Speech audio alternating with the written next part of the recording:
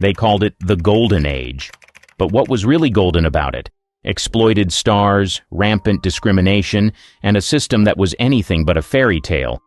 Let's talk about why the good old days weren't so good after all. Hollywood's foundation, dream or exploitation. The early 1900s set Hollywood on its course to becoming the entertainment capital of the world.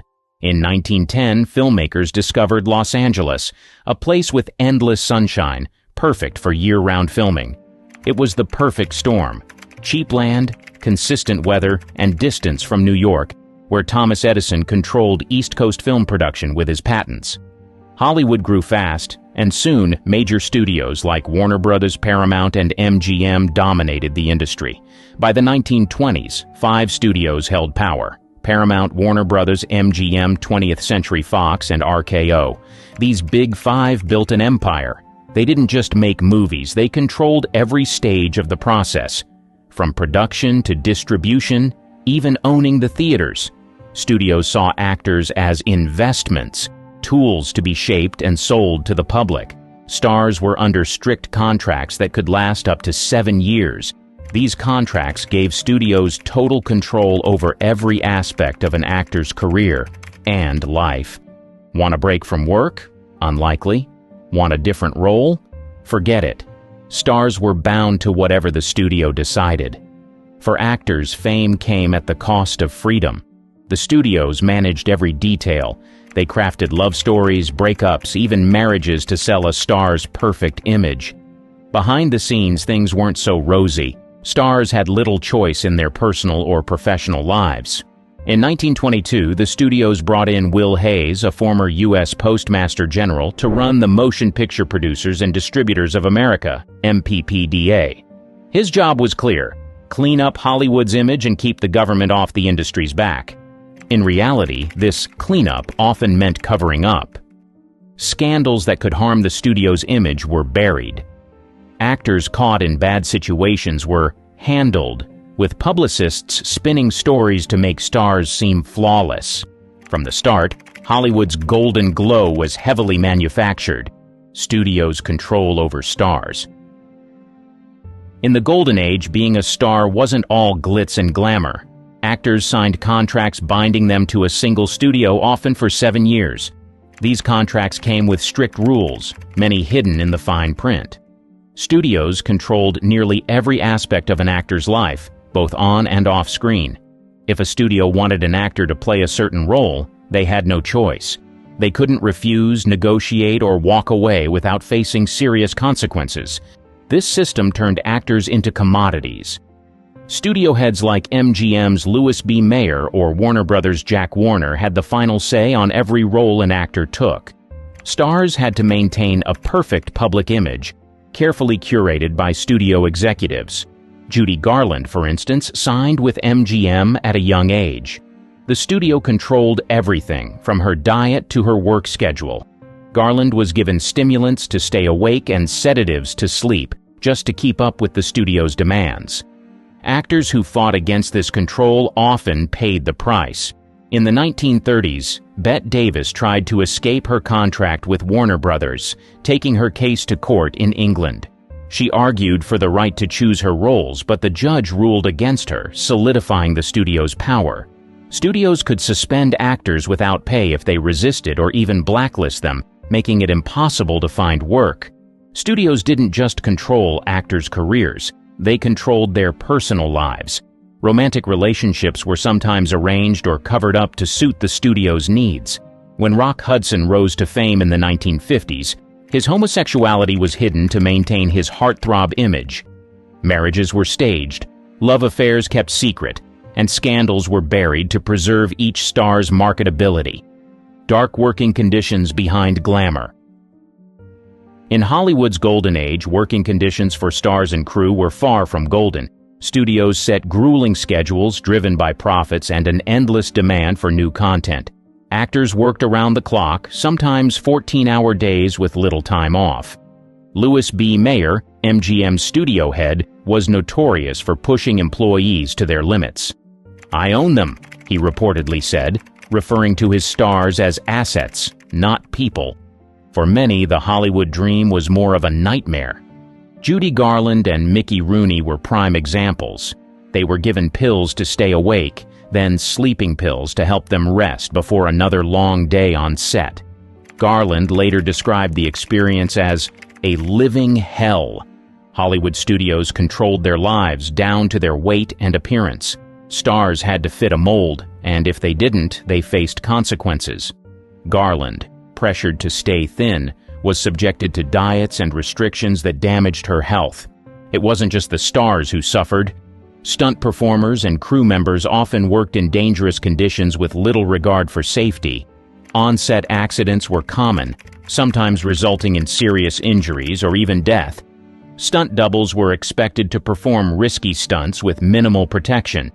In many cases, these injuries went unreported, and studios faced no consequences. Extras or background actors had it even worse. They worked long hours for minimal pay and zero job security. They were the invisible backbone of Hollywood, adding depth to scenes, but often treated as disposable. The pressure to produce films quickly and cheaply meant little attention to workers' rights or safety. While Hollywood's on-screen glamour captivated audiences worldwide, the industry behind the scenes was anything but glamorous. The studios ruled with an iron fist, squeezing out every ounce of effort from their stars and workers. It was a system that valued profits above all else, leaving many exhausted and mistreated in its wake. Censorship and the Hays Code. In 1934, the Hays Code changed Hollywood forever. Named after Will Hays, a former U.S. Postmaster General, the code enforced strict moral guidelines on films. It banned scenes of violence, sexuality, and anything deemed immoral. Couples couldn't share a bed. Crimes had to end with punishment. For Hollywood, it was a new era of censorship, dressed up as a moral crusade. This wasn't just a set of rules. It was a system that shaped storytelling. Directors and writers faced limitations on what they could show, say, and suggest. If a character committed a crime, they had to face consequences on screen. Love scenes were trimmed down or avoided entirely. It was restrictive, forcing filmmakers to sanitize stories to fit a narrow moral framework. Some, like Orson Welles, tried to push boundaries. His film Citizen Kane faced backlash, not just from censors, but from powerful figures like media mogul William Randolph Hearst. Hearst tried to kill the film, fearing it was based on his own life. Citizen Kane survived, but many films didn't. Those that challenged the code often faced censorship, limiting creativity and stifling innovation. The Hays Code didn't just censor content, it shaped public perception. Films became safer following a formula that reflected the era's conservative values.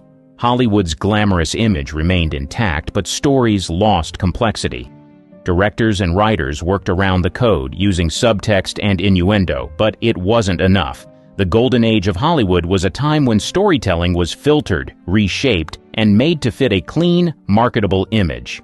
In the end, the Hays Code lasted until 1968, when it was replaced by the MPAA film rating system. For decades, it controlled Hollywood's output, transforming potentially groundbreaking art into safe, profitable products. Hollywood's creative potential was sacrificed on the altar of censorship, leaving audiences with a sanitized version of reality. Scandals and abuse cover-ups. Hollywood's glamorous facade came with a dark underbelly of secrecy and manipulation. Studios worked tirelessly to protect their stars' images, maintaining the illusion of perfection at all costs. To achieve this, they employed fixers, people tasked with burying anything that could tarnish the studio's reputation. One of the most notorious fixers was MGM's Eddie Mannix. Mannix was known for his ruthless efficiency. When Clark Gable, one of MGM's biggest stars, fathered a child out of wedlock, Mannix arranged for the child to be adopted, keeping Gable's reputation intact. Scandals like these were kept out of the headlines, preserving the carefully curated images of Hollywood's most beloved stars. But these cover-ups went beyond affairs and image management. Abuse, harassment, and exploitation were widespread in Hollywood, and studios often protected powerful men to avoid public scandal. Marilyn Monroe famously commented on this dark reality, saying, Hollywood is a place where they'll pay you $1,000 for a kiss and 50 cents for your soul. Monroe knew this firsthand. Early in her career, she faced relentless pressure and harassment, but with no one to turn to. Speaking up would mean risking her career. So, like many others, she stayed silent. One of the most shocking and tragic examples of Hollywood's cover-up culture was the case of Patricia Douglas. In 1937, Douglas attended a party hosted by MGM, intended as a night of celebration for studio executives and potential investors.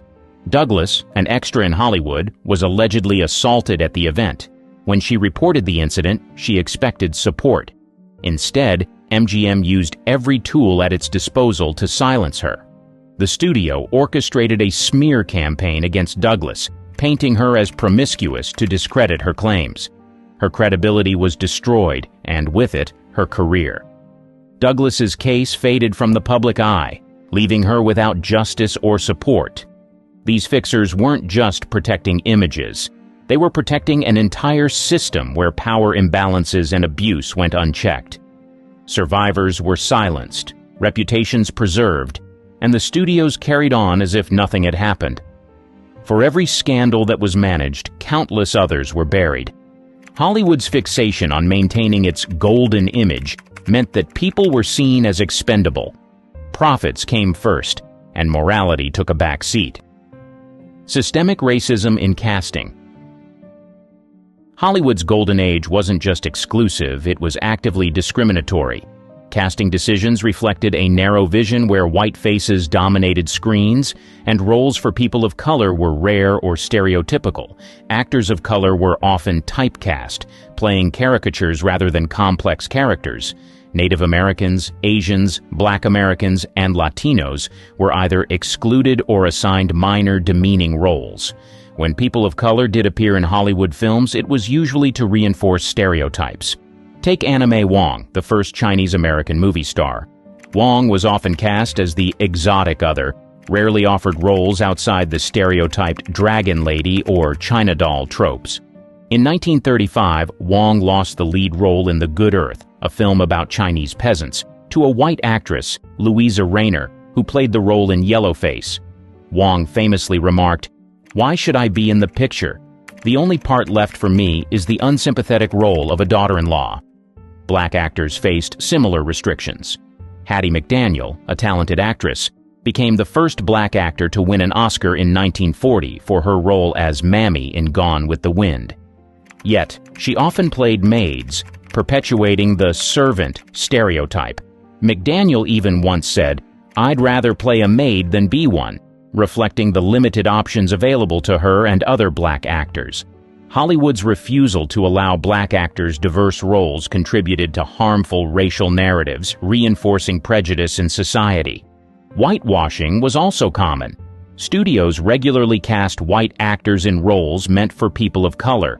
For example, John Wayne played Genghis Khan in The Conqueror, 1956, a decision that would never fly today. This practice erased authentic representation, showing audiences a distorted view of different cultures. These portrayals shaped public perception. Stereotypical roles and whitewashing in the Golden Age told audiences a narrow story, one that placed white actors at the center and reduced everyone else to background roles. Hollywood controlled the narrative, marginalizing minority actors and reinforcing racial hierarchies on screen. The impact went beyond movies. It influenced society, setting a standard for how people of color were seen and treated in real life. Exploitation and gender roles. For women, the golden age of Hollywood was a double-edged sword. Women could achieve immense fame, but only if they played by the rules, a set of rules controlled by powerful men. Actresses were expected to fit idealized versions of femininity, beautiful, thin, glamorous, and submissive. Studio heads like Louis B. Mayer at MGM set the standards, and anyone who didn't conform was either forced out or never hired. Studios actively controlled actresses' appearances. Judy Garland, only a teenager when she signed with MGM, was pressured to stay thin. Studio handlers monitored her meals and gave her diet pills, establishing a toxic routine that haunted her career. Marilyn Monroe, one of Hollywood's biggest icons, experienced similar pressures.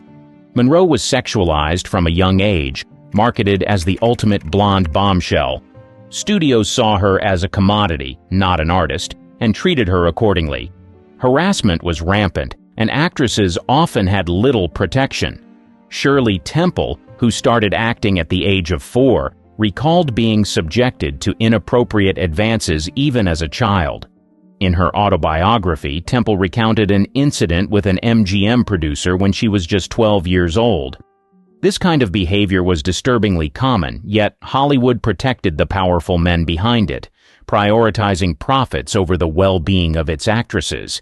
Actresses faced even more restrictions on screen. The Hays Code, which set strict rules about morality in film, reinforced gender stereotypes. Women were often cast as the damsel in distress, reinforcing a submissive, dependent role. Women who displayed independence or ambition were often depicted as dangerous or immoral, promoting a limited view of femininity. Hollywood's treatment of women was harsh, controlling, and deeply sexist. It created icons and stars, but at a tremendous personal cost to the women involved. Many actresses faced early career burnout, struggling to meet the industry's impossible standards.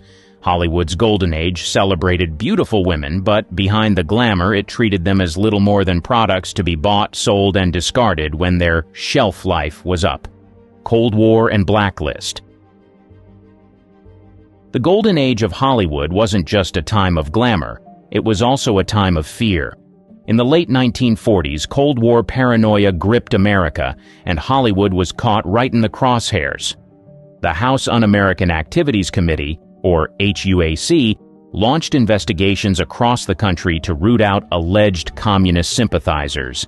And Hollywood, with its influence over the public, became a prime target. The industry quickly turned tense as the threat of being labeled a communist loomed over everyone.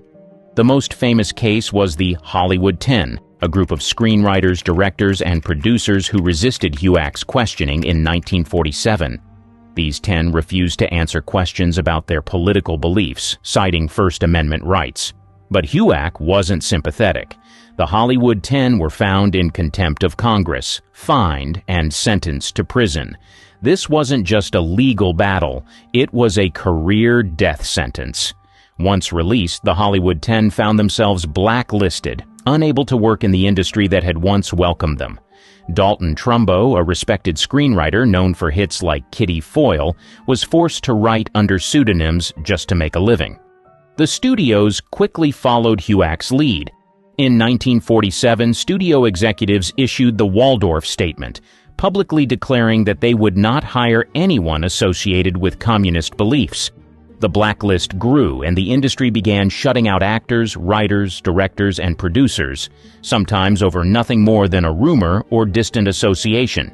In many cases, people were blacklisted without any real evidence, their careers over in an instant.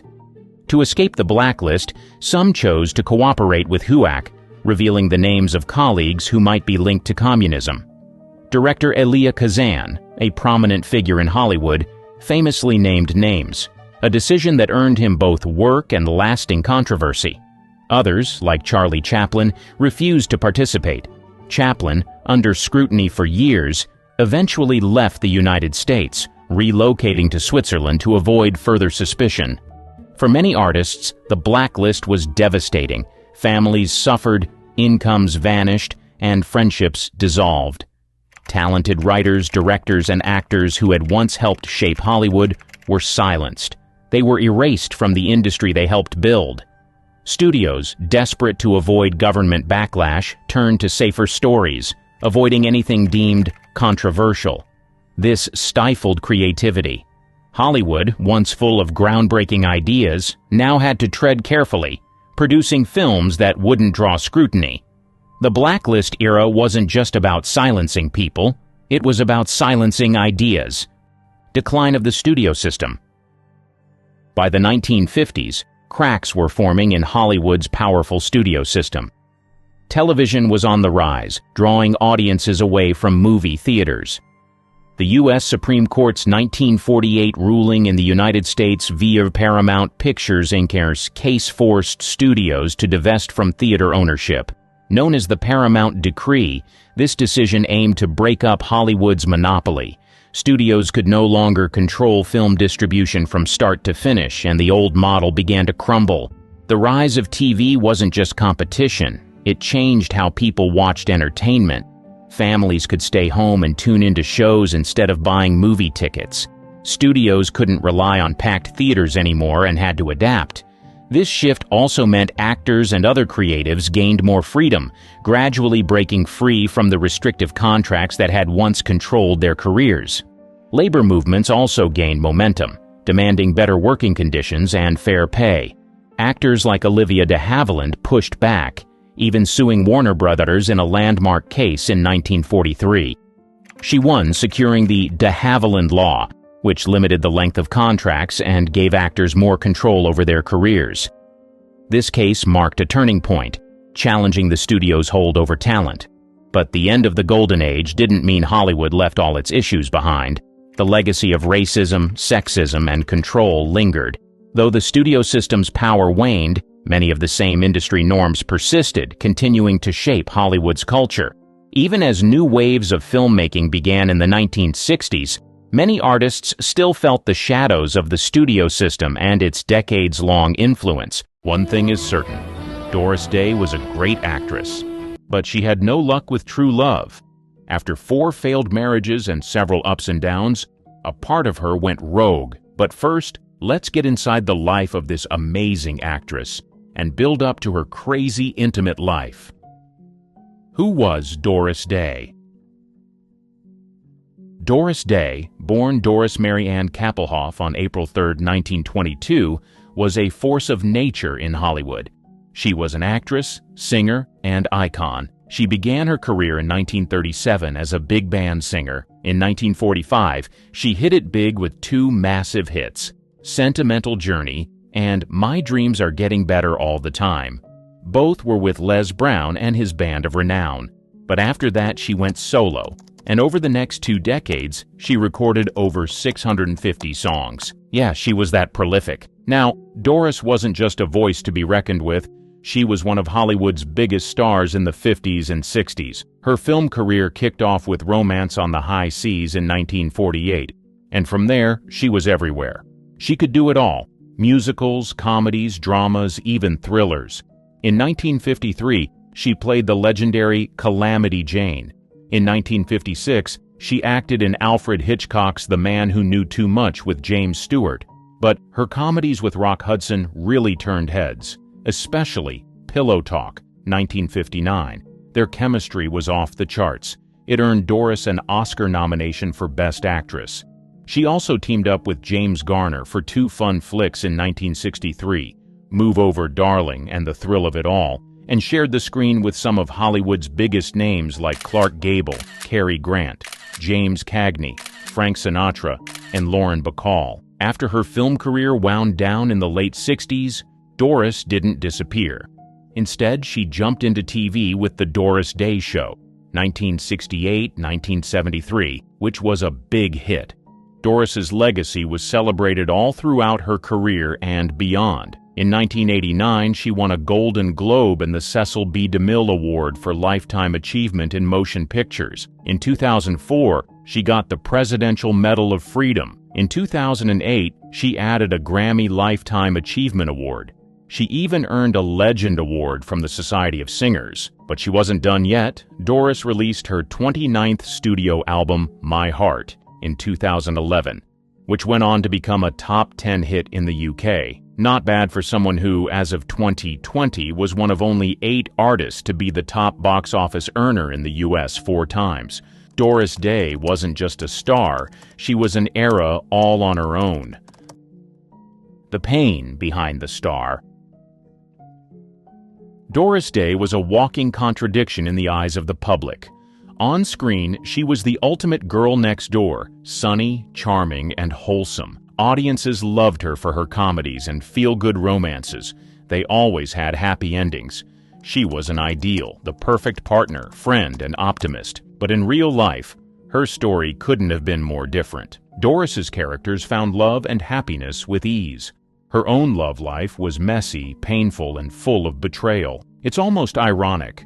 She could convincingly play someone with it all figured out. But behind the scenes, she was struggling to find the very thing her movies were about: love and stability. She played beloved characters. But in life, those she trusted let her down. Her personal struggles made the contrast even more striking. Her 4 failed marriages and financial betrayals were no fairy tale. They were far from the picture-perfect romances Hollywood sold to her fans. It's easy to wonder if those love stories were bittersweet for her. She was creating a fantasy she could never fully experience. Yet, she never let the public see the pain she carried. Doris was a professional through and through. No matter her personal issues, she showed up with a smile. She was ready to deliver the joy that audiences expected from her. She wasn't just acting in her movies. She was also playing a role in real life, hiding her heartbreak and struggles. This stark contrast between her screen persona and her real-life challenges is a big part of what makes her story so fascinating. It reminds us that even beloved stars have unseen battles. Doris Day's life wasn't the perfect love story her movies made it seem, but her strength and resilience in the face of it all made her story just as compelling. Her imperfect love story.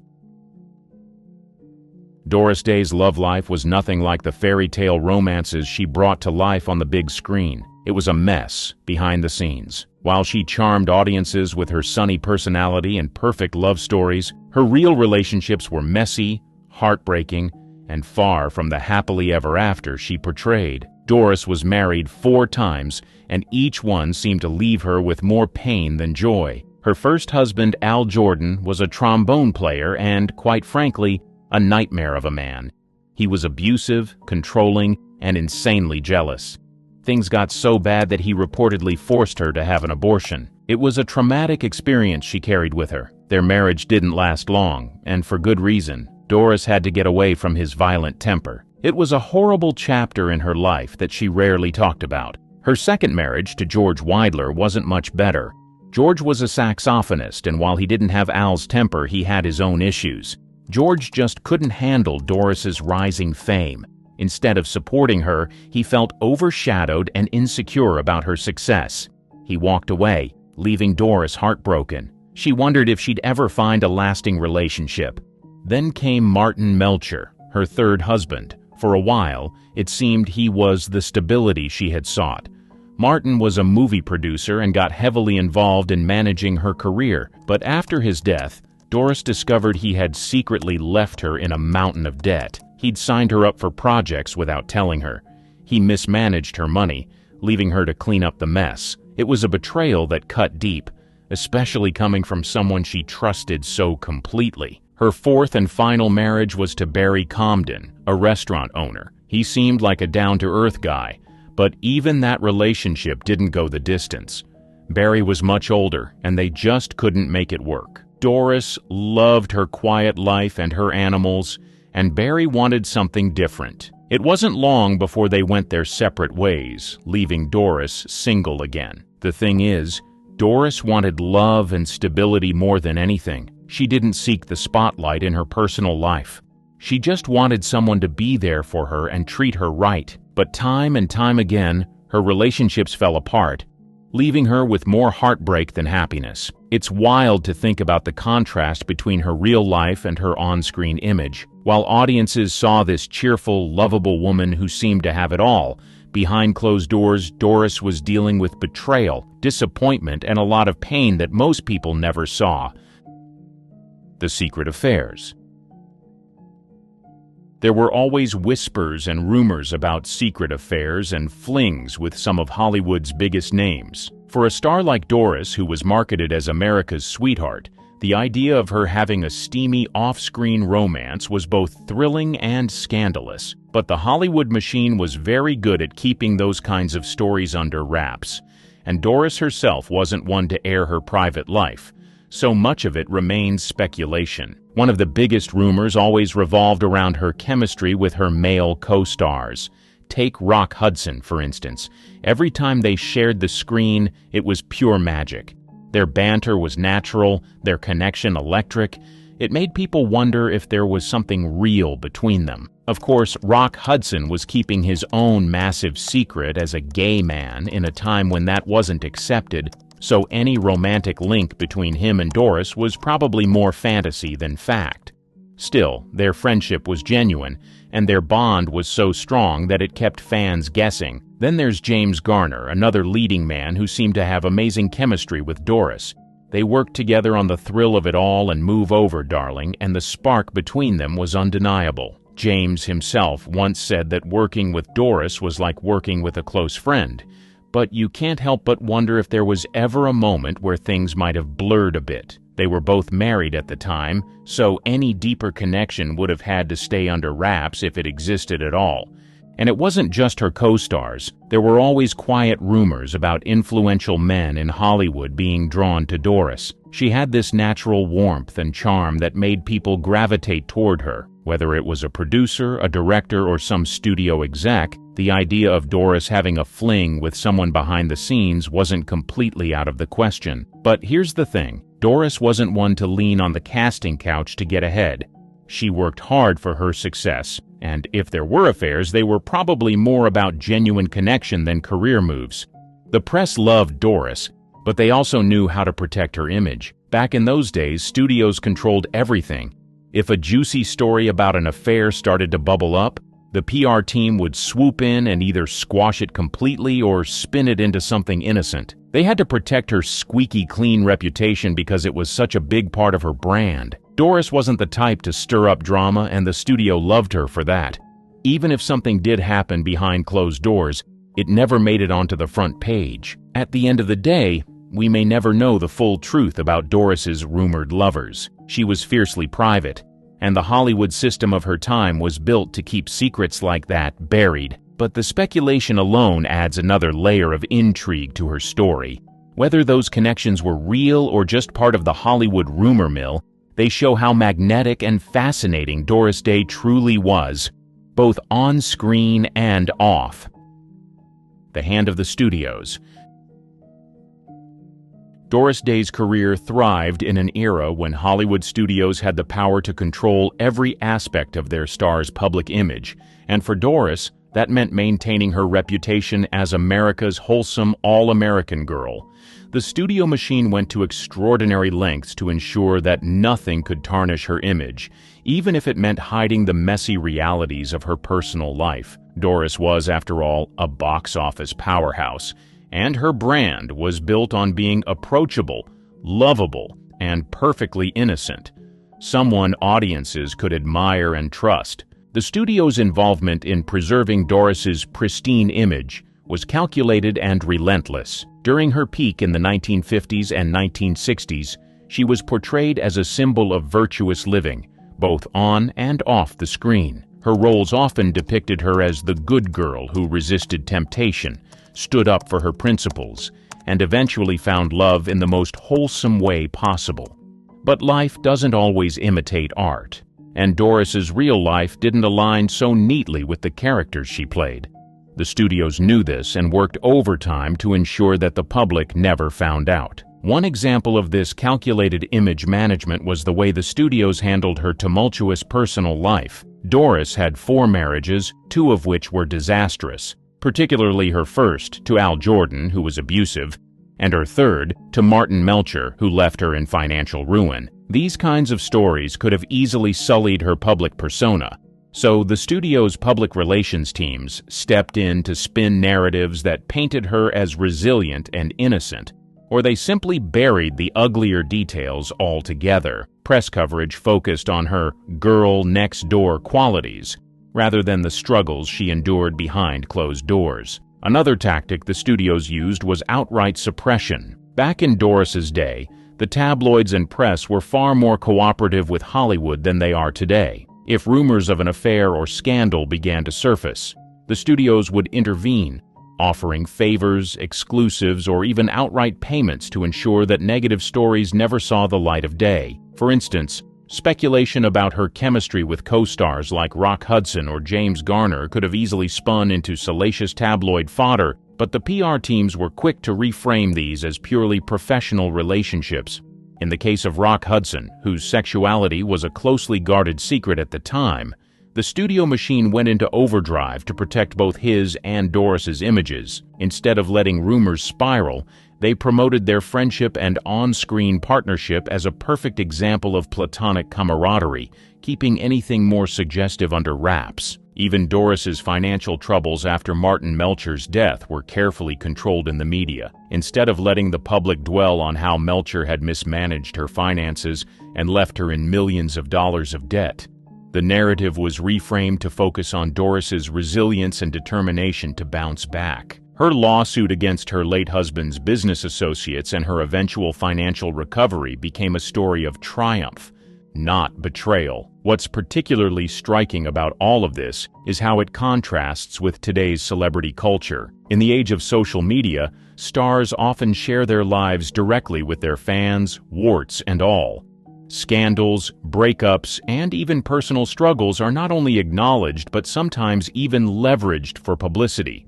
The transparency and rawness of today's celebrity world would have been unthinkable in Doris Day's time, where every detail was carefully curated to fit a brand. Doris herself was notoriously private, and while some of that was likely her preference, much of it was driven by the Hollywood system's insistence on maintaining control. Ultimately, the Hollywood cover-up wasn't unique to Doris Day, but it was particularly effective in her case because of how much her career relied on her wholesome, untouchable image. The studios were determined to keep her fans believing in the perfect Doris Day they saw on screen, even if the real Doris was dealing with heartbreak, betrayal, and personal struggles behind the scenes. It's a testament to how powerful the Hollywood machine once was, and how much it could conceal, even from the most adoring fans. From the Horse's Mouth autobiography. Doris's personal views on intimacy are one of the most fascinating and private aspects of her life. She rarely talked about it openly, but when she did, or when bits and pieces were shared by those close to her, it became clear that her experiences with love and relationships left a deep mark on how she approached trust and connection. From her autobiographies and interviews, you can piece together a sense of how complicated her feelings about intimacy were. Doris wasn't someone who wore her heart on her sleeve, but her words often hinted at a vulnerability she tried to keep hidden. Growing up in a strict, somewhat conservative household, she likely had very traditional ideas about love and relationships instilled in her early on. Yet her life experiences, especially the traumas she endured in her marriages, must have challenged and reshaped those views over time. Her first marriage to Al Jordan was a horrifying introduction to intimacy. Being forced into situations against her will, including an abortion, was deeply scarring. It's hard to imagine how such an abusive relationship didn't leave lasting emotional walls. That kind of betrayal and control can make it incredibly difficult to trust others or feel safe in vulnerability. Doris was just a teenager at the time, barely stepping into adulthood, and those formative years were shaped by fear and manipulation. As she moved on to other relationships, there seemed to be a constant tension between her desire for love and the harsh realities of what she encountered. Doris had a romantic soul. She wanted to believe in the kind of love that her characters often found on screen, but time after time, life threw her curveballs. Husbands like Martin Melcher, who deceived her financially, only reinforced the idea that trust was fragile, and intimacy often came with strings attached or hidden agendas. People close to Doris have said that she had a practical side when it came to relationships. She wasn't one to openly chase passion or whirlwind romances. Instead, she seemed to long for a steady, dependable connection. But society, particularly during her heyday, had certain expectations for women, especially someone with her wholesome image. The public loved to see her as a symbol of purity and light, and that must have been a lot of pressure for someone navigating the messy reality of relationships behind the scenes. Did she ever feel trapped by these expectations? Maybe. She lived in a time when women were often judged harshly for seeking happiness outside of traditional roles, and that might explain why Doris kept so much of her personal life tightly under wraps. There's also speculation about whether Doris sought freedom in her personal life or felt constrained by societal norms. She never seemed like the type to follow a rebellious path, but she did make bold decisions when it came to walking away from relationships that didn't serve her. Leaving Al Jordan and George Weidler took courage, especially at a time when divorce was still somewhat stigmatized. Yet, she didn't exactly push back publicly against the role society expected her to play. She quietly lived her life, making choices that protected her peace without turning it into a public statement. Through it all, Doris Day's relationship with intimacy seems to have been deeply influenced by her early traumas, her longing for real love, and the immense pressure of being one of Hollywood's most adored stars. Whether she ever fully found what she was looking for is something only she could have answered, but one thing is certain: she faced these struggles with grace, strength, and an unshakable will to keep moving forward. After Hollywood. After Doris Day retired from acting, she didn't just fade into the background. Instead, she poured herself into something that truly mattered to her: animal rights. It might surprise some people who only know her as the wholesome, singing, dancing star of the 50s and 60s, but Doris was deeply passionate about animals her entire life. She had a love for animals that was bigger than any role she ever played on screen, and that love became her next big mission. In 1978, she founded the Doris Day Animal Foundation, DDAF, an organization dedicated to protecting animals, supporting rescue operations, and advocating for better laws to safeguard animals from cruelty and neglect. She was more than just a figurehead. Doris was hands-on in her work. She was deeply involved in the foundation's efforts, working tirelessly behind the scenes, even though her Hollywood days were behind her. The DDAF continues its mission today, focusing on initiatives like rescuing animals in need, promoting responsible pet ownership, and raising awareness about the importance of animal welfare. Her foundation was her life's work after the cameras stopped rolling. Doris didn't just talk the talk when it came to animals. She walked the walk. Her personal life was full of rescues, and she had many pets over the years, including dogs, cats, and even a few horses. She was a strong advocate for adopting animals from shelters rather than buying them from breeders, and she used her platform to encourage others to do the same. She even campaigned for better living conditions for animals in zoos and circuses, areas that were often poorly regulated back then.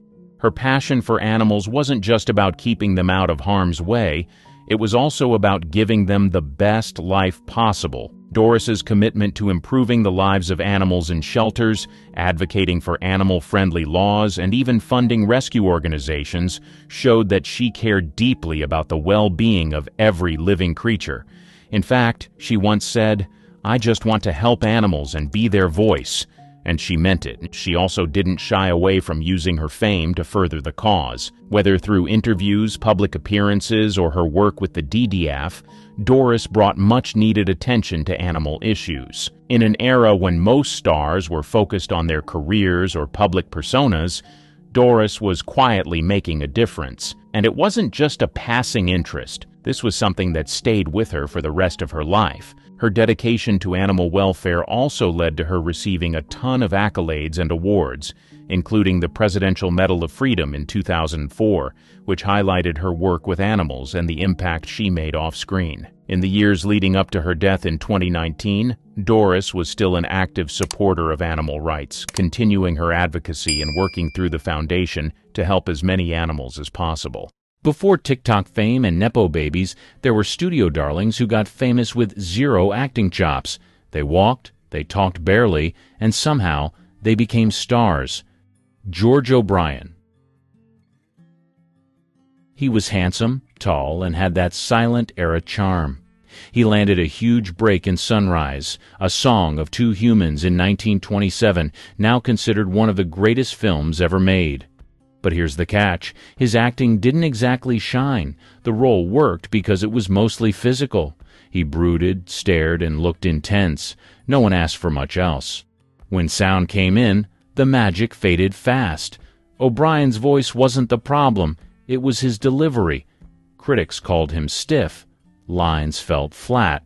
He couldn't adapt to the new era where subtle voice work mattered more than silent era looks. Studios kept him on for a while, mostly in westerns. He did okay in action scenes, but was forgettable everywhere else. Even his biggest fans admitted the camera loved him more than the script did. Eleanor Parker. She was called the woman of 1,000 faces, but most of those faces didn't show much feeling. She had range on paper, nun, convict, opera singer, but her acting often felt stiff and disconnected. She got major roles in films like Caged, 1950, and Interrupted Melody, 1955, both of which earned her Oscar nominations. But critics and audiences didn't always agree. Her performances were polished, even intense, but rarely moving. She hit her marks, but the emotion behind her words never fully landed. In Caged, her character's spiral into toughness looked dramatic, but the delivery stayed one note. In Interrupted Melody, she played a woman battling illness with barely a flicker of real struggle behind the eyes. Studios liked her because she looked great on screen and took direction well, but she didn't command scenes or leave a strong impression. She was respected, not loved. Zsa Gabor. She was a Hollywood name everyone knew, but not because of her acting. She was a socialite first, actress second, and celebrity always. With her thick Hungarian accent, big hair, and flashy gowns, she became more of a character than a performer. She starred in films like Moulin Rouge, 1952, and Queen of Outer Space, 1958. In both, her line delivery felt like parody. Critics called her performances stiff and unnatural. She often looked like she was playing herself, except less believable. She had charm, yes, but her acting rarely fit the tone of the story. Emotional scenes felt hollow. Comic moments fell flat. Directors often worked around her limitations by keeping her dialogue short and surrounding her with stronger performers. Off-screen, she became famous for her one-liners, marriages, 9 total, and legal run-ins. That kept her name in the press, even as her film career stalled. Buster Crabbe. Another Olympic swimmer turned movie star, Crabbe followed Johnny Weissmuller's path, minus the jungle and plus outer space. He won gold in 1932, and by 1933 Hollywood gave him a shot. His big break came with Flash Gordon in 1936. He looked the part, square jaw, slick hair, muscles that filled the screen. But the acting? Barely there. He delivered lines like he was reading off a cereal box. Emotions didn't change much, whether he was saving the universe or talking to a princess. The serials didn't demand Shakespeare, just action scenes, stunts, and a heroic pose or two. That's where Crabbe fit in. He played Buck Rogers in Tarzan 2, all with the same blank face and stiff posture. Kids loved the excitement. Studios didn't need him to emote, but behind the scenes, directors kept his lines short for a reason. He just couldn't sell them. Amy Van Doren. She was part of the studio system's blonde bombshell wave, pushed as a rival to Marilyn Monroe and Jane Mansfield. She had the curves, the pout, and the attitude. But the acting? That never really showed up. Her breakout role came in Untamed Youth, 1957, a rock and roll teen flick with lots of shouting and dancing, but very little real emotion. Mamie's line delivery was choppy. Her facial expressions barely changed. Even in scenes meant to be intense, she came off more like a rehearsal than a performance. Critics called her flat. Co-stars often outshined her without trying. Still, the studios kept casting her in B-movies with titles like Sex Kittens, Go to College, and Teacher's Pet. She played the same role again and again. The hot blonde who didn't say much and didn't need to. Mamie knew how to pose and sell a movie poster. That's what kept her relevant. But watch the films and it's clear there was no range, no growth, no spark. Diana Dors. She was Britain's answer to Marilyn Monroe. She had the looks, the curves, and the tabloid buzz to match. When she came to Hollywood in the mid-1950s, the studios marketed her hard, but once the cameras rolled, her performances rarely followed through. In films like The Unholy Wife, 1957, Doris played the sultry lead with all the right styling, but her acting felt flat, her line readings were stiff, and her timing was off. Scenes that needed tension or emotion ended up sounding like a read-through. Critics pointed out the problem early. She had screen presence, but little depth. She leaned heavily on her looks and sexy persona, often playing characters written around her appearance instead of her skill. Doris tried branching out with serious roles, but they didn't land. Audiences didn't connect. Directors began casting her in smaller parts or campy films where acting didn't matter much. Dorothy Lamour became famous almost overnight after appearing in The Hurricane, 1937. But what really locked in her image was the sarong. She wore it in over a dozen films, and it became her trademark. The exotic look sold tickets. Her acting didn't. She starred in the Road To series with Bing Crosby and Bob Hope, where she mostly played the same part over and over, the glamorous island girl or the beautiful sidekick. She looked great, sang well, and smiled on cue. But when it came to actual acting, she stayed in safe territory. Critics often noted that Lamour lacked depth. Her delivery was smooth but bland. Her expressions stayed in one gear, even during emotional or dramatic scenes. She wasn't bad, just forgettable once the costume came off. Marie Windsor. She was tall, striking, and sharp-eyed, perfect for the femme fatale roles she was often handed. Dubbed the Queen of Beau Noir, she starred in films like The Narrow Margin, 1952, and The Killing, 1956. She had the look, the attitude, and the presence. What she didn't always have was believable delivery. Windsor played tough women, but her performances often felt forced. Her lines came out clipped and flat, like she was reading off cue cards. Her facial expressions rarely shifted, even in high-stakes scenes. She looked dangerous, but rarely felt it. In The Killing, directed by Stanley Kubrick, she had one of her biggest roles, but while the film became a classic, Windsor's acting didn't get much praise. She hit her marks, said her lines, and moved on. There wasn't much else.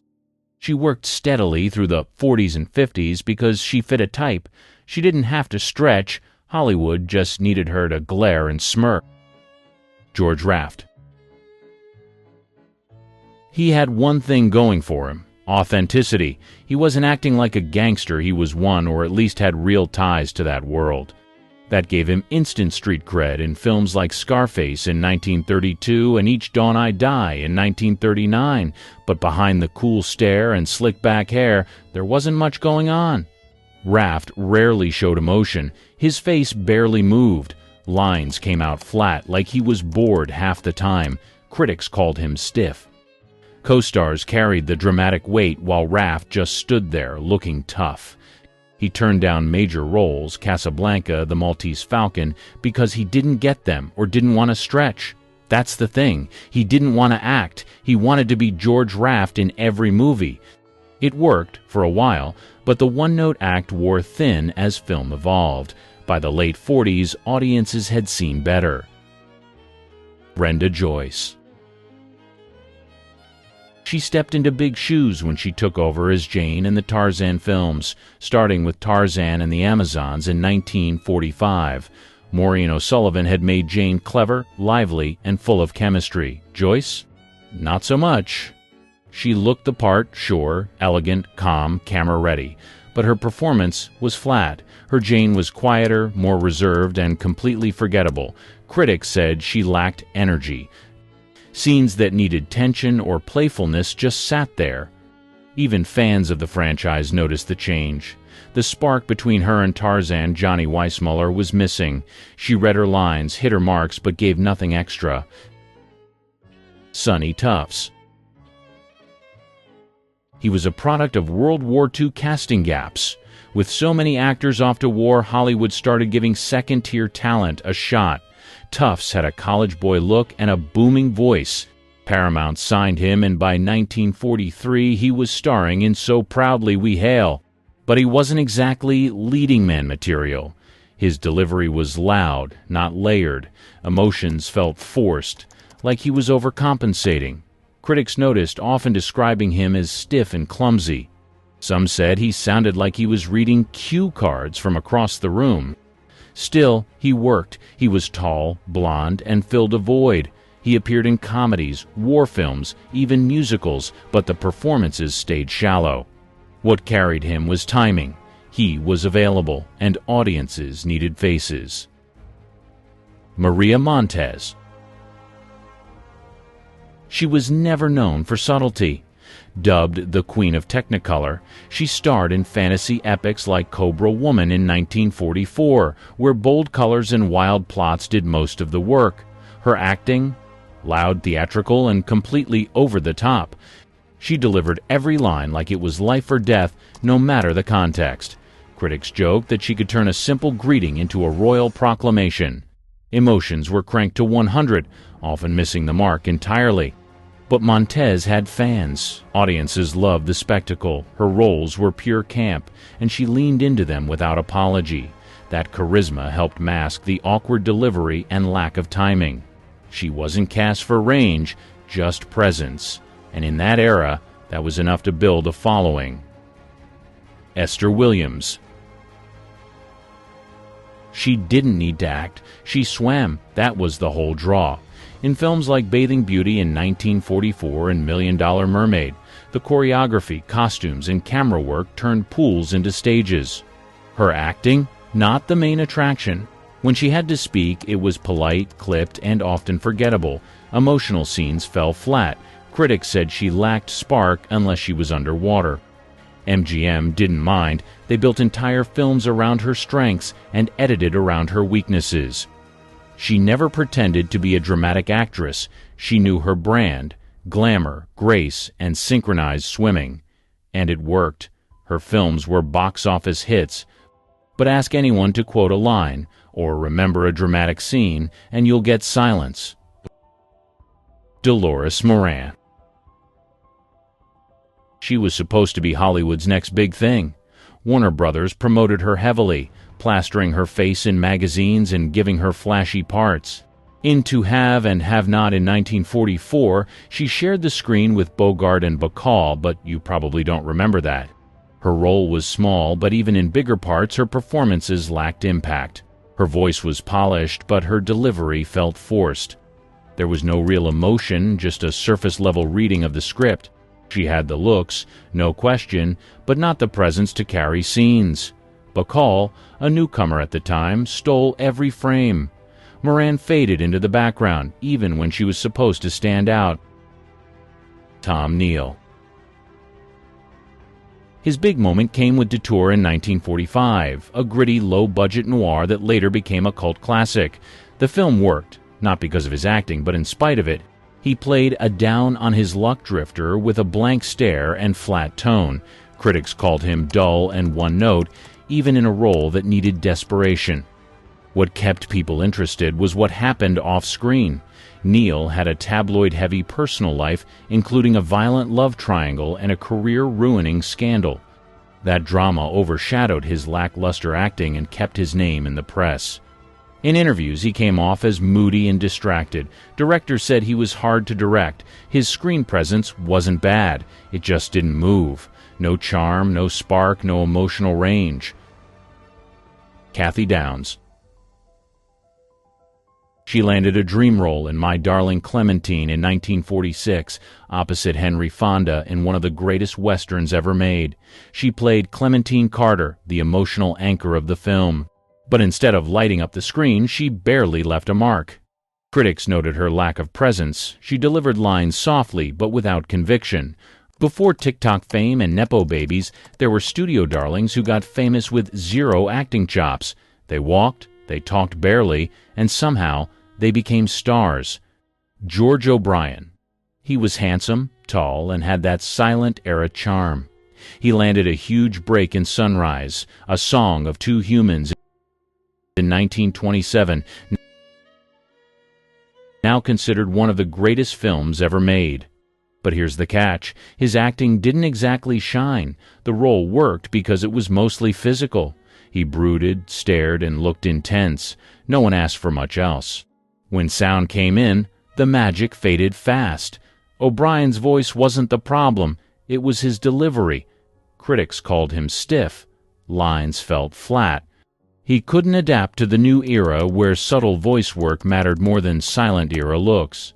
Studios kept him on for a while, mostly in westerns. He did okay in action scenes, but was forgettable everywhere else. Even his biggest fans admitted the camera loved him more than the script did. Johnny Weissmuller. Before Hollywood, Weissmuller was already a legend. He won 5 Olympic gold medals for swimming. That's what got him noticed, not acting school, not stage work. MGM needed a jungle man for Tarzan the Ape Man in 1932,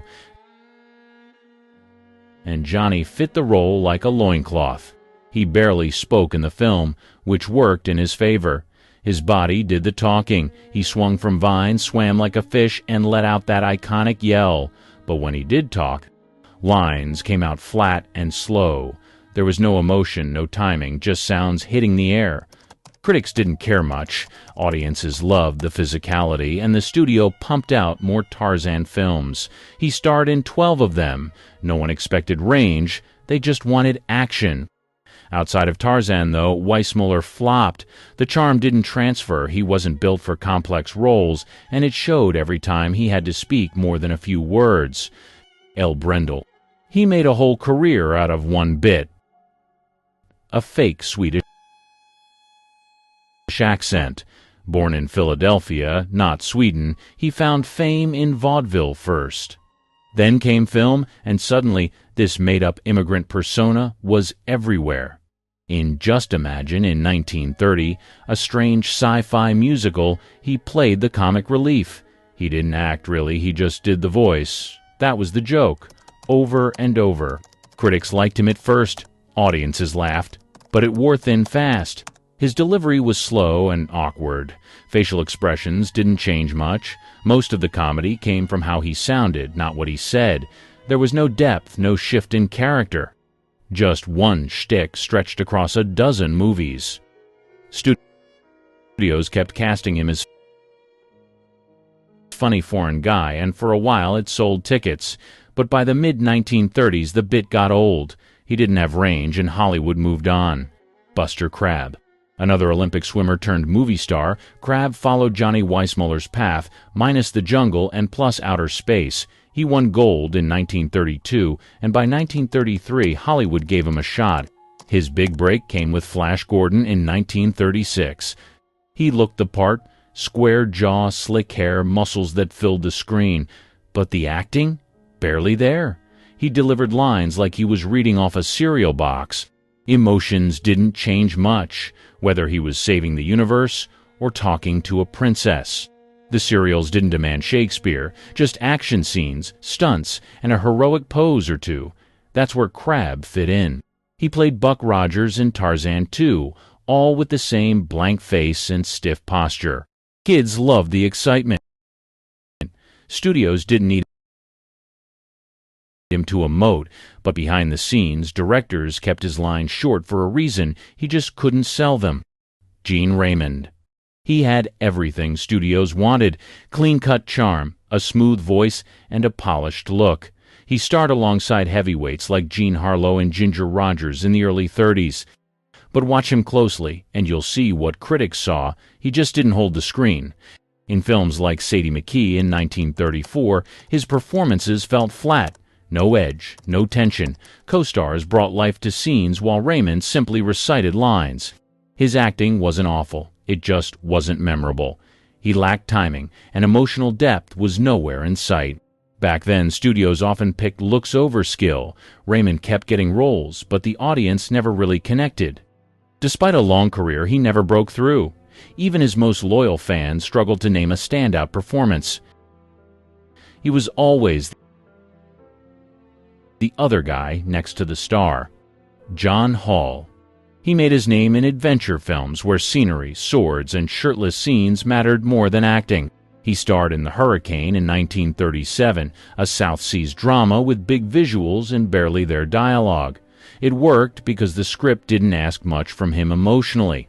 He followed it up with Technicolor spectacles like Arabian Nights and Ali Baba and the 40 Thieves. The common thread? Hall looking heroic while delivering wooden lines.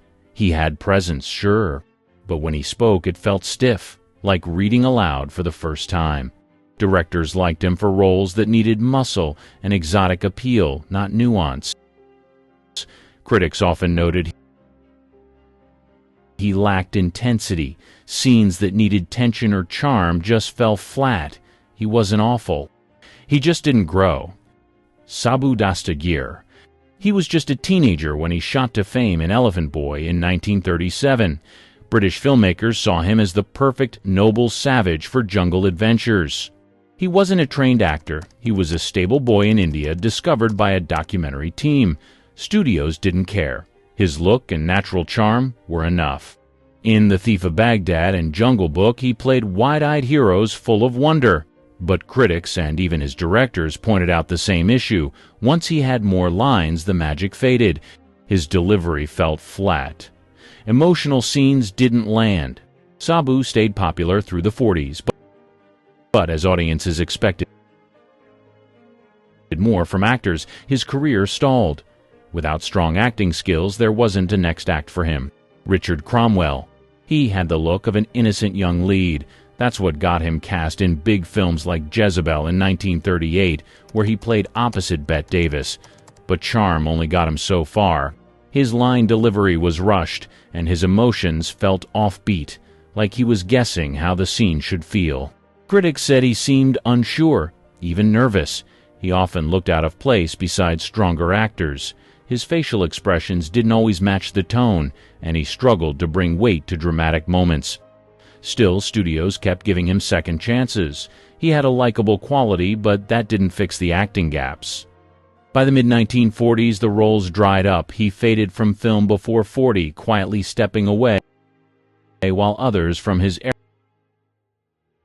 era kept working. George Raft. He had one thing going for him: authenticity. He wasn't acting like a gangster. He was one, or at least had real ties to that world. That gave him instant street cred in films like Scarface in 1932 and Each Dawn I Die in 1939, but behind the cool stare and slick-back hair, there wasn't much going on. Raft rarely showed emotion. His face barely moved. Lines came out flat, like he was bored half the time. Critics called him stiff. Co-stars carried the dramatic weight while Raft just stood there, looking tough. He turned down major roles, Casablanca, The Maltese Falcon, because he didn't get them or didn't. Behind the glamour of old Hollywood was a hotbed of scandal. Think love triangles, blackmail, and rumors so wild they'd make Twitter explode today. The Clark Gable and Loretta Young love child scandal. One of the most whispered about was the rumor that Clark Gable fathered a secret child with Loretta Young. The year was 1935, and the two were co-stars in The Call of the Wild. Off-camera, it was said sparks flew. Gable, married to socialite Rhea Langham, had a reputation for on-set flings. Loretta Young, on the other hand, was known for her strict Catholic faith and carefully curated image of innocence. After filming Wrapped, Young disappeared from the spotlight. Months later, she returned, announcing she had adopted a baby girl named Judy. Her story was that Judy was an orphan who needed a home, but Judy's striking resemblance to Gable, right down to his distinctive ears, made the cover story hard to believe. Whispers of an affair and a secret pregnancy circulated immediately. Both stars stayed quiet. Gable, often referred to as the King of Hollywood, never publicly addressed the rumors. Young stuck to her adoption claim, protecting her career and reputation. Insiders, however, hinted that Gable made secret visits to Judy, further fueling the speculation. MGM reportedly stepped in to bury the story, fearful of how it might damage its stars. For nearly 6 decades, the truth remained hidden. It wasn't until 1994 that Young, in a rare interview, confirmed what many had long suspected. Judy was her biological daughter, the result of what she described as a non-consensual encounter with Gable during the filming of The Call of the Wild. This shocking revelation cast the scandal in a far darker light, reframing what had been romanticized as an affair into a story of exploitation. The confession added complexity to both Gable and Young's public personas. For Judy, it ended a lifetime of rumors, but also exposed the darker side of old Hollywood. Joan Crawford's alleged blue movies. Her career was the definition of Hollywood success, but behind her polished image, whispers of a scandal threatened to tarnish her legacy. By the 1930s, Crawford was one of MGM's brightest stars. However, rumors suggested her rise to fame had a darker backstory. The claims that before her Hollywood breakthrough, she'd appeared in adult films to make ends meet. These films, often called stag films, were part of an underground scene in the 1920s. Crawford, known then as Lucille LeSueur, was said to have participated in these productions during her early days as a struggling dancer. Fans found her swift transformation into a Hollywood star suspicious, speculating that someone powerful had helped her bury her past. Eddie Mannix, MGM's infamous fixer, was often linked to these rumors. Mannix was the studio's go-to guy for cleaning up messes and protecting its stars. Allegedly, he stepped in to handle the Crawford situation, tracking down and destroying any negatives of the supposed films. MGM was known for its obsession with controlling the public image of its stars, so the idea isn't far-fetched. Still, no concrete proof of Mannix's involvement, or the films themselves, has ever surfaced. Crawford, for her part, denied the allegations her entire life. She called the rumors malicious lies meant to drag her down. Decades later, her adopted daughter Christina reignited public interest in Crawford's private life with her controversial book, Mommy Dearest. While the memoir didn't address the adult film rumors directly, its shocking portrayal of Crawford added fuel to the fire about her hidden past. Despite the intrigue, no evidence has ever confirmed the existence of these alleged films. Were they a smear tactic against a powerful woman in Hollywood, or was there some truth to the whispers? We may never know. But the rumors have ensured that Crawford's name remains as infamous as it is iconic, proving that Hollywood's obsession with scandal knows no bounds. Errol Flynn's espionage allegations. He was the ultimate Hollywood swashbuckler, famous for his charisma and swordplay. But during World War II, a darker story started to circulate. Flynn, the man behind Robin Hood's smile, was rumored to be a Nazi spy. As wild as it sounded, the FBI took these whispers seriously and kept an active file on him. The allegations weren't baseless. Flynn had a close friendship with Hermann Urban, an Austrian doctor with confirmed Nazi ties. The two shared a love of travel, but Urban's documented connections to German intelligence raised alarms. Flynn's frequent trips to Europe during the war didn't help his case. Add to that his Austrian roots and his perceived indifference to the Allied cause, and the rumors began to stick. The conspiracy gained momentum in 1980, thanks to Charles Hyam's book Errol Flynn, The Untold Story. Hyam painted Flynn as a double agent, claiming the actor passed information to the Nazis while maintaining his Hollywood image. The book alleged Flynn's charm and international lifestyle made him the perfect spy. It also accused Flynn of using his Hollywood clout to help Urban and other Nazi sympathizers. But Hyam's claims were heavily criticized. Historians and Flynn supporters argued the evidence was flimsy and speculative. The FBI's files, while extensive, lacked any smoking gun. Flynn's defenders labeled Hyam's book a hit piece, accusing the author of exaggerating for shock value. Many believe the rumors were fueled by Flynn's reckless lifestyle rather than actual treachery. Despite the pushback, the damage was done. The mere suggestion of espionage left a stain on Flynn's legacy. Even today, the idea of Hollywood's most dashing hero harboring Nazi sympathies remains a tantalizing what if. So what's the truth? Was Flynn just an adventure junkie with bad judgment in friends, or did his charm mask something far more sinister? The lack of definitive evidence keeps the mystery alive, leaving fans and critics to debate whether Flynn's greatest act was on-screen or off. Marilyn Monroe's Mysterious Diaries. Her death in 1962 left behind more questions than answers. One of the most persistent rumors revolves around her alleged secret diaries. These journals supposedly contained shocking details about her relationships with John F. Kennedy and his brother Robert. For decades, these rumored diaries have fueled conspiracy theories and added to the intrigue surrounding Monroe's life and death. Monroe was known for keeping journals. She used them to write poetry, reflect on her life, and document personal experiences. Biographer Anthony Summers, in his book Goddess: The Secret Lives of Marilyn Monroe, suggested she recorded sensitive details from conversations with the Kennedys. Allegedly, some entries included political secrets and information that could have made her a liability. The circumstances of Monroe's death have only added to the speculation. Found lifeless in her Brentwood home, she was officially ruled a victim of a barbiturate overdose. However, the involvement of the FBI and LAPD in the investigation raised eyebrows. Rumors claim Monroe's house was searched extensively, and anything incriminating, like the alleged diaries, was quietly removed. Some close to Monroe, including her friends, insisted they had seen her write about her encounters with powerful men, adding fuel to the fire. Despite decades of speculation, no one has ever found these diaries. Some believe they were destroyed to protect the reputations of high-profile figures. Others argue the diaries never existed, suggesting they were invented by the media to sensationalize her tragic story. The lack of evidence hasn't stopped books, documentaries, and theorists from speculating about what they might have contained. Charles Chaplin's paternity battle. Charles Chaplin may have revolutionized film, but his personal life was often front-page news.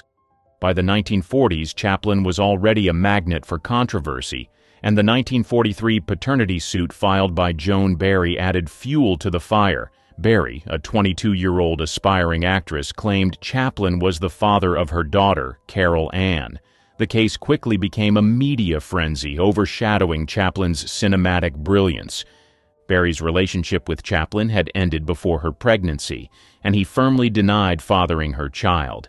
He pointed to Barry's erratic behavior, stalking him, breaking into his home, as evidence of her instability. Still, her claims gained momentum, and the case went to court. In a bid to prove his innocence, Chaplin agreed to a blood test. At the time, this was cutting-edge science. The results were clear. Chaplin was not the biological father. But there was a catch. Under California law, blood tests were inadmissible in paternity cases. The jury ruled against Chaplin, ordering him to pay child support. The verdict caused public outrage, with many questioning the fairness of the decision. The scandal didn't stop in the courtroom. It gave Chaplin's enemies, including FBI Director J. Edgar Hoover, exactly what they needed to intensify their attacks. Hoover, who was already suspicious of Chaplin's political leanings, used the trial to paint him as both immoral and un-American. The FBI's campaign against Chaplin wasn't subtle. It added pressure to an already tense situation, leading to his forced departure from the U.S. in 1952. He relocated to Switzerland, where he spent the rest of his life. Despite the controversy, Chaplin continued making groundbreaking films, though the paternity case cast a long shadow over his later years. Judy Garland's alleged drug coercion. Judy's talent lit up the screen, but her life behind the scenes told a darker story. Her career, especially during her teenage years, has been heavily scrutinized for the alleged exploitation she endured under MGM's iron grip. Many believe the studio orchestrated her dependency on drugs to keep her working at an unrelenting pace. Garland was just 13 when she signed with MGM. While her voice was unmatched, executives cruelly criticized her appearance, labeling her the Little Hunchback. To fit Hollywood's rigid standards, she was subjected to harsh dietary controls. Reports suggest her meals consisted of black coffee, chicken soup, and diet pills, all closely monitored by studio staff. The most shocking claims involve amphetamines, pep pills, allegedly given to Garland to keep her energized for marathon filming schedules.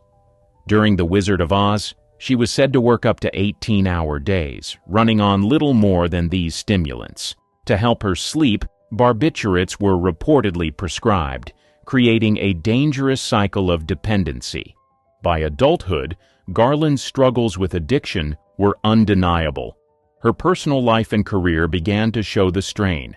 She often spoke candidly about her experience with the studio system, saying, "They had us working days and nights on end. They'd give us pills to keep us on our feet long after we were exhausted, then knock us out with sleeping pills when the work was done." Her battles didn't stop there. She faced public breakdowns, hospitalizations, and strained relationships. Despite these challenges, her raw talent and resilience kept her fighting for her place in Hollywood. Garland's tragic death in 1969, at just 47 years old, was attributed to an overdose. It was a heartbreaking end for a star who had given so much to the industry but received so little care in return. Her story remains a grim reminder of how old Hollywood often treated its stars as commodities rather than people, prioritizing profit over well-being. Judy Garland will always be remembered for her brilliance, but her struggles highlight the darker side of fame in the industry's golden era. The murder mystery of Thelma Todd. Her death in December 1935 stunned Hollywood. Known as the Ice Cream Blonde, she was beloved for her comedic timing and glamorous looks. At 29, Todd was a star on the rise, transitioning from silent films to talkies with ease. She also ran Thelma Todd's Sidewalk Cafe, a hot spot for celebrities along the Pacific Coast Highway. But her success was overshadowed by her mysterious death, which has remained unsolved.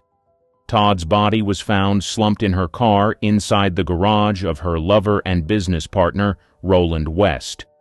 The garage, located above her cafe, became the center of intense speculation. The coroner ruled her death accidental, caused by carbon monoxide poisoning from her car's running engine. Still, the details surrounding her death didn't add up, sparking rumors that refused to die. Weeks before her death, Todd allegedly received threats from mobsters demanding money from her cafe. Organized crime figures saw her business as prime real estate for their operations. Her refusal to comply may have put her in danger. Adding fuel to the fire, Todd was seen arguing at a party the night before with her ex-husband, Pat DeSico, who had known mob connections. Then there was Roland West. West's controlling behavior and rocky relationship with Todd made him another prime suspect in the public's eyes. Some believed West locked her in the garage after an argument, not realizing the car was still running. West's shifting accounts of that night only deepened the suspicion. The coroner's report didn't help matters. It mentioned minor bruises on Todd's face and body, leading to speculation about a possible struggle. Yet there were no clear signs of foul play, leaving investigators without solid evidence. Despite the public outcry, the case was closed as an accidental death. Thelma Todd's story is still a favorite among true crime buffs. Was it a tragic accident? A mob hit?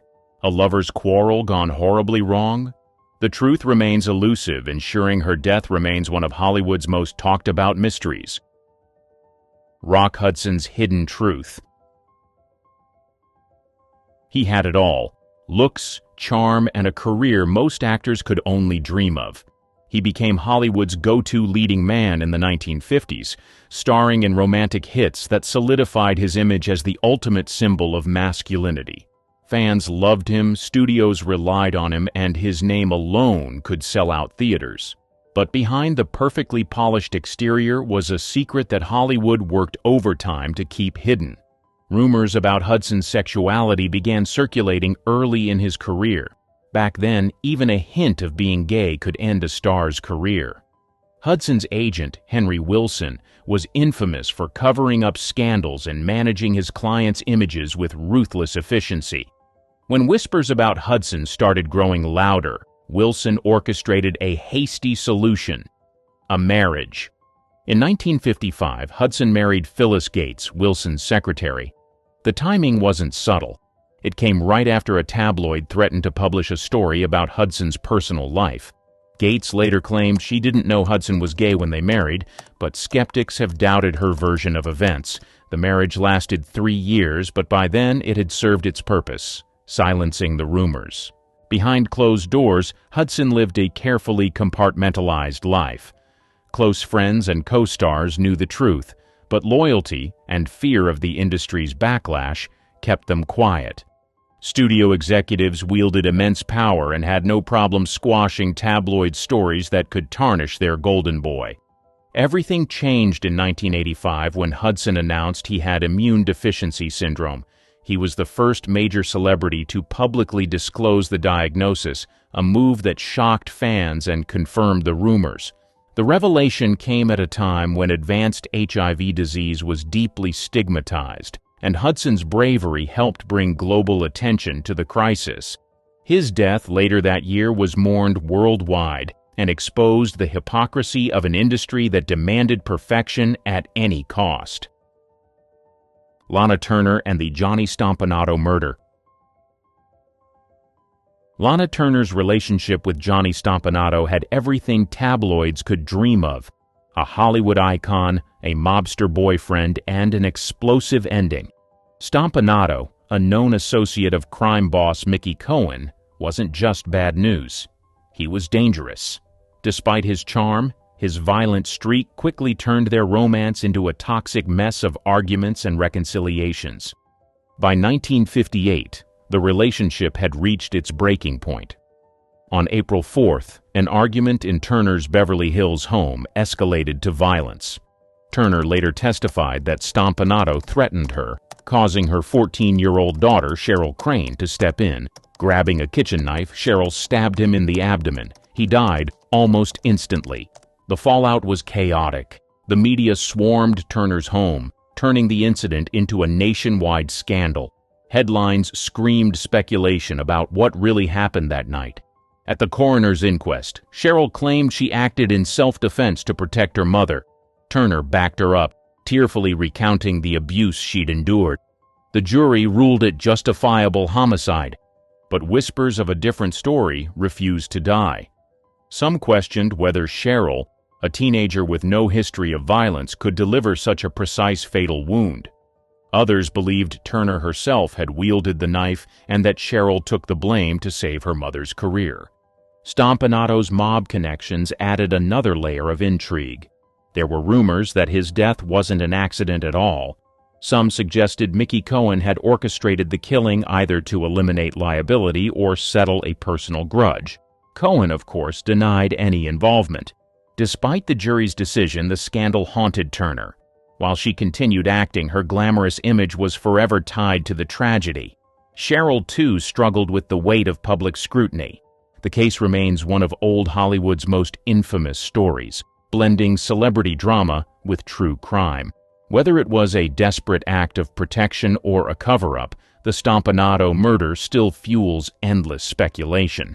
Decades later, it's clear this was no ordinary Hollywood breakup. It was a headline-grabbing scandal that left scars on everyone involved. The Black Dahlia and Hollywood. The murder of Elizabeth Short, better known as the Black Dahlia, remains one of Hollywood's darkest mysteries. In January 1947, her mutilated body was found in a vacant Los Angeles lot. The crime was horrifying and left posed in a gruesome manner. The case immediately grabbed headlines, with every sordid detail plastered across newspapers. Short, just 22 years old, had come to L.A. chasing dreams of becoming an actress. Like many others, she struggled to find work, often relying on friends or admirers for support. When her murder hit the news, her personal life became fodder for speculation.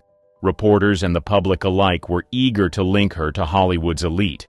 Rumors swirled that she had attended exclusive parties thrown by powerful industry figures. Some even suggested she had rejected the wrong man's advances, which led to her untimely death. One theory that refuses to die is the involvement of Dr. George Hodel, a prominent and wealthy physician. Hodel was known for hosting extravagant gatherings attended by artists, intellectuals, and Hollywood insiders. Decades later, his own son, Steve Hodel, a former LAPD detective, accused him of being the killer. Steve presented evidence, including old photos of a woman resembling Short and his father's medical expertise, which matched the surgical precision of the crime. The accusations against George Hodel didn't come out of nowhere. During the 1940s, he was investigated for other crimes, including the suspicious death of his secretary. Although Hodel was never charged in the Black Dahlia case, his connection to it has fueled endless speculation. Elizabeth Short's murder remains unsolved, but her name is forever tied to the shadowy side of Hollywood. Whether she was targeted for her ambitions, a chance encounter, or something more sinister, the crime highlighted the dangers lurking in the industry. Some of the old-time Hollywood celebrities were into stuff you wouldn't believe, from having weird obsessions with scat It is Austin. to something as bizarre as an irrational fear for the color purple. There is no denying the fact that most of what you're about to be exposed to make absolutely no sense. Charles Laughton's weird diet. In his memoir, Full Service, My Adventures in Hollywood and the Sex Lives of the Stars, Scotty Bowers claims to have either slept with or arranged sexual liaisons for hundreds of the best-known celebrities during Hollywood's golden age. One of the most shocking stories involves British actor Charles Laughton. But that's not all. According to Bowers, Laughton once asked him to bring over a young male guest while his wife was out. When Bowers and the young man arrived, Laughton began making a sandwich. He carefully sliced up lettuce and tomatoes, arranged them on sourdough bread, added a bit of lemon juice, and sprinkled some salt and pepper.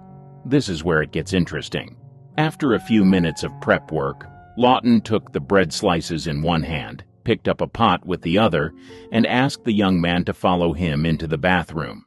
But what happened next will shock you. Here's what Bowers describes. Charles was the first to return. He put the plate with the bread slices on the kitchen table. I could see that the lettuce and tomatoes had been lightly smeared with a light brown substance. Seconds later, Ted appeared in the kitchen. His erection was gone, and he was looking decidedly sheepish, perhaps even a trifle embarrassed. I stared at him curiously, and he pulled a face, hoping that Charles wouldn't notice. He pointed at the bread slices on the plate and then lightly patted his backside. And then, believe it or not, Laughton ate the sandwich. Ronald Reagan's obsession with young virgins. Ronald Reagan is often remembered more for his political career than his time in Hollywood, but back in the 1940s and 50s he was one of Tinseltown's leading men. But that's not all. One of the most cringe-inducing rumors about Reagan's Hollywood days comes from his co-star in the 1950 drama Louisa, Piper Laurie. She claims that the future GOP icon took her virginity when he was 39 years old, and she was just 18. But what happened next will shock you. In her memoir, Laurie writes that Reagan first seduced her on the set of their film Louisa, where he played her father. At first, Reagan seemed like a true gentleman. He even asked Laurie's mother for permission to take her on a date. Sounds charming, right? But instead of the glamorous evening Laurie had imagined, Reagan took both her and her mother to his house, where he cooked hamburger steak and salad. This is where it gets interesting. After dinner, things took a strange turn. Reagan led Laurie back to the bedroom. According to her, the actor was an insensitive show-off in bed. He bragged about how long he'd been erect, 40 whole minutes, and how much his condom had cost. But that's not all. Laurie also recounts that Reagan was far from a considerate lover. Not only did he fail to pleasure her, but when she mentioned her lack of an orgasm, his response was harsh and critical. According to her, he said, "There's something wrong with you that you should fix." Howard Hughes's extreme obsession with hygiene. Howard Hughes, the brilliant yet enigmatic tycoon, had a mind that worked in extraordinary ways. His achievements in aviation, film, and business were nothing short of legendary. But alongside his brilliance, there was a peculiar and relentless obsession that dominated his life: cleanliness. Imagine a man so consumed by the fear of germs that he would lock himself away in dark rooms for days, sometimes even weeks. Hughes turned his lavish homes into fortresses of solitude, meticulously sealed to keep out any potential contamination. The windows were often covered, creating a gloomy, almost eerie atmosphere, as if he were living in a perpetual twilight. Hughes's hand-washing routine was nothing short of ritualistic. Picture this. He would wash his hands repeatedly, scrubbing them until they were raw and sometimes even bleeding. It wasn't just a quick rinse, it was a painstaking process, as if he were trying to scrub away invisible threats. His fear of germs was so intense that he believed even the slightest contact could lead to illness or infection. But Hughes's obsession didn't stop at hand-washing. He went to extraordinary lengths to avoid human contact altogether. For instance, if he had to meet someone, he would often communicate through notes or intercom systems, avoiding face-to-face interactions. He would use tissues to touch objects and had a meticulous system for handling everyday items to ensure they remained uncontaminated. Hughes's peculiarities extended to his instructions to staff and associates. He once demanded that all canned food be meticulously washed and scrubbed before opening. Imagine the bewilderment of his staff as they followed these bizarre instructions, knowing that any deviation could trigger one of Hughes's infamous outbursts. Even when he was flying, Hughes couldn't escape his fears. His custom-built planes were designed with his germophobia in mind. He often flew alone or with minimal crew, ensuring that the aircraft remained as sterile as possible. The irony of an aviation pioneer afraid of the very air he conquered is striking, isn't it? Hughes's obsession with cleanliness and germs was a constant battle in his mind. Despite his towering intellect and achievements, he was trapped by his own fears. This relentless battle between his rational, inventive side and his irrational, obsessive side created a fascinating yet tragic figure. The man who soared to great heights in both the literal and metaphorical sense was, in many ways, grounded by his own mind. Mae West's astrology obsession. Mae West, a name synonymous with boldness and wit, was a star who dazzled both on and off the screen. But behind her larger-than-life persona and sultry quips lay a fascination that guided many of her choices. Astrology. Mae West was deeply obsessed with astrology. This wasn't just a casual interest or a passing fancy, it was a central pillar of her decision-making process. Imagine a woman who, despite her confidence and unshakable self-assuredness, would not make any major life decisions without first consulting her astrologer. Whether it was a career move, a personal relationship, or even the timing of her day-to-day activities, the stars had to align for Mae. Her belief in astrology was so profound that it influenced her creative work. She wrote a play called The Constant Sinner, which was steeped in astrological themes. The narrative wasn't just a backdrop for her characters. It was interwoven with the celestial movements and zodiac signs that Mae believed so deeply in. This wasn't just art imitating life. It was life, love, and destiny dictated by the cosmos.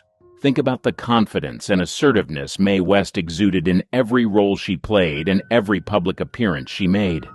Now imagine that same woman, with all her bravado, quietly consulting her astrologer in private, seeking guidance from the alignment of planets and stars. It's a striking contrast, isn't it? The idea that such a powerful figure would defer to celestial charts and predictions adds a fascinating layer to her already complex persona. Astrology wasn't just a hobby for Mae West, it was a way of life. She saw the patterns and signs as a roadmap, helping her navigate the tumultuous landscape of Hollywood and her personal life. This deep-rooted belief in the stars provided her with a sense of control and direction, a way to make sense of the often unpredictable nature of fame and fortune. Marlene Dietrich and collecting men's clothes. Beyond her screen persona, Marlene had an intriguing obsession that set her apart from her contemporaries, a fascination with men's clothing. This wasn't just a passing fancy or a quirky interest. It was a profound passion that influenced both her personal life and her public image. Dietrich didn't merely collect men's clothing, she wore it with a sense of ease and confidence that challenged the norms of her time. In an era when women were expected to adhere to strict fashion conventions, Dietrich's choice to don suits, trousers, and tailored shirts was nothing short of revolutionary. Picture her walking into a Hollywood event in a perfectly fitted tuxedo, her hair meticulously styled, and her makeup flawless.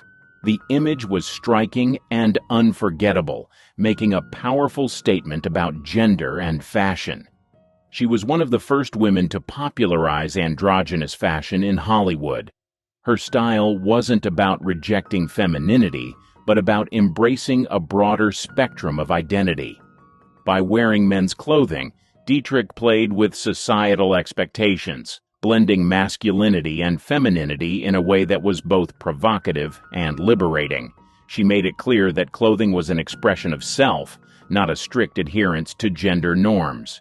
Dietrich's fascination with men's clothing went beyond the surface. She appreciated the craftsmanship, the structure, and the way these garments allowed her to move and present herself. Collecting these pieces became a hobby, a form of self-expression, and a way to assert her individuality. Imagine her private wardrobe, filled with an array of perfectly tailored suits, each piece carefully chosen and cherished. Her influence extended far beyond her personal collection. Dietrich's androgynous style inspired countless designers and fashion enthusiasts, paving the way for future generations to explore and embrace non-traditional fashion choices. She wasn't just a style icon. She was a pioneer who challenged the fashion industry's rigid boundaries. Peter Sellers' obsession against the color purple. Most people have typical fears like heights, snakes, or spiders, but Peter Sellers, he had a bizarre terror of the color purple. Now, Sellers' eccentricity wasn't the lovable, bumbling kind he often portrayed in his roles. It was far more chaotic and disturbing, making him a difficult person to be around. On film sets, Sellers was infamous for his explosive outbursts. Imagine him in a fit of rage, yelling at his wives, smashing dishes, and even brandishing a shotgun to vent his anger. His tantrums didn't stop there. He clashed with directors and producers, despite their higher status, and would often get lower-level staff fired if they crossed him. His erratic behavior was compounded by his vague racism and intense superstitions. One superstition in particular involved the famed director Vittorio De Sica. While they were working on After the Fox, Sellers saw De Sica berate a script girl for wearing purple. The director ominously declared that purple was the color of death. This statement profoundly impacted Sellers, who became convinced that the color purple could kill. From then on, Sellers' fear of purple dominated his actions. Any time he encountered the color, he'd fly into a panic, throwing tantrums and insisting it be removed. This irrational fear added yet another layer of unpredictability to an already volatile personality, making life around him a constant challenge. Charlie Chaplin's obsession with younger women. Charlie Chaplin, the legendary actor, filmmaker, and comedian, known for his iconic character, the Little Tramp, also had a much darker side to his personal life. Beyond the silver screen, Chaplin's relationships were the subject of much controversy, largely due to his well-known obsession with very young women. This fixation shaped his personal and professional life in ways that continue to spark debate. Chaplin's first marriage was to Mildred Harris in 1918, when he was 29 and she was just 16. Their relationship began when Harris was only 15, highlighting the significant age difference and Chaplin's preference for much younger partners. The marriage was short-lived, lasting only 2 years, but it set a precedent for Chaplin's future romantic endeavors. Following his divorce from Harris, Chaplin embarked on a series of relationships with teenage girls. His second marriage was to Lita Gray, who was 16 when they started their relationship and 18 when they married in 1924. Chaplin was 35 at the time. Their union was fraught with difficulties from the start. Gray's youth and inexperience clashed with Chaplin's controlling nature, leading to a tumultuous relationship that ended in a highly publicized and acrimonious divorce. The divorce proceedings revealed many sordid details about Chaplin's behavior, further cementing his controversial reputation. Despite the scandal, Chaplin continued to pursue young women. His third marriage was to Paulette Goddard, a rising star in Hollywood, who was 21 when they met, and Chaplin was 47. Though their marriage was kept relatively private and the age gap was not as stark as in his previous relationships, the pattern of significant age differences persisted. Chaplin's fourth and final marriage was to Una O'Neill, the daughter of playwright Eugene O'Neill. Una was just 18 when she married Chaplin, who was 54 at the time. This marriage, despite the age gap, proved to be the most stable and enduring of Chaplin's life. They remained together until Chaplin's death in 1977, and they had 8 children. Una's unwavering support and devotion seemed to bring Chaplin a semblance of the stability that had eluded him in his previous relationships.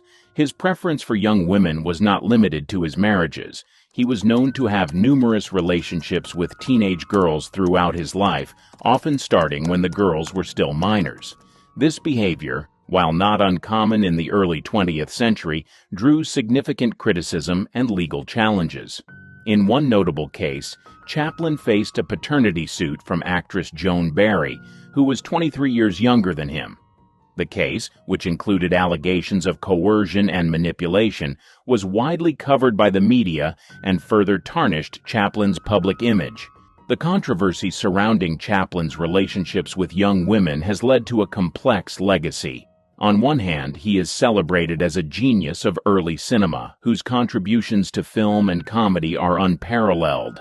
On the other hand, his personal life raises uncomfortable questions about the dynamics of power and exploitation. Chaplin's behavior reflects the broader societal attitudes of his time, where older men often pursued younger women, sometimes with dire consequences. Gloria Swanson's obsession with health and fasting. Gloria Swanson, one of Hollywood's most glamorous and enduring stars, was not only known for her striking beauty and acting prowess, but also for her intense dedication to health foods and fasting. Decades before the wellness industry became mainstream, Swanson was a pioneer in the realm of health and nutrition, turning her lifestyle into a fervent obsession that shaped her daily routines and public persona. Swanson's journey into the world of health foods and fasting began at a time when processed foods were becoming increasingly popular in America. Rejecting this trend, she delved into natural and organic eating habits, believing that what she consumed had a direct impact on her overall well-being and longevity. Her approach to diet was meticulous and uncompromising. She scrutinized every ingredient, ensuring that her meals were not only nutritious but also free from any artificial additives or preservatives. Her commitment to healthy foods extended beyond just eating organic produce. Swanson embraced a diet rich in raw vegetables, fruits, nuts, and seeds, long before such dietary choices became fashionable. She was particularly fond of juicing, often preparing fresh vegetable and fruit juices to maintain her energy and vitality. This dedication to a clean diet was not merely a fad for Swanson. It was a deeply ingrained lifestyle choice that she believed was essential for sustaining her health and beauty. In addition to her strict dietary habits, Swanson was a firm believer in the benefits of fasting. She would often embark on long fasts, abstaining from food for extended periods to cleanse her body and mind. These fasts were not just about physical health. Swanson saw them as a way to achieve mental clarity and spiritual renewal. Her fasting routines were rigorous, sometimes lasting several days, during which she would consume only water or freshly squeezed juices. This practice was unconventional and even controversial at the time, but Swanson was unwavering in her belief in its benefits. Swanson's obsession with health foods and fasting was also evident in her social interactions and public appearances. She often spoke about her dietary practices, sharing her knowledge and experiences with others. She became an advocate for healthy living, encouraging those around her to adopt similar habits.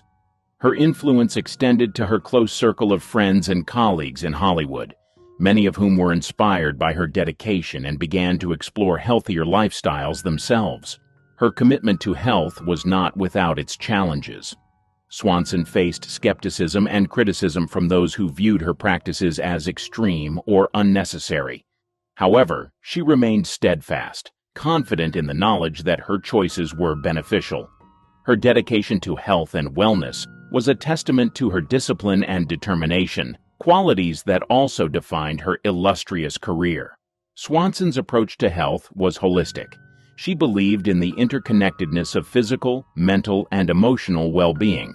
This belief guided her lifestyle choices, from her diet and fasting routines to her emphasis on regular exercise and stress management.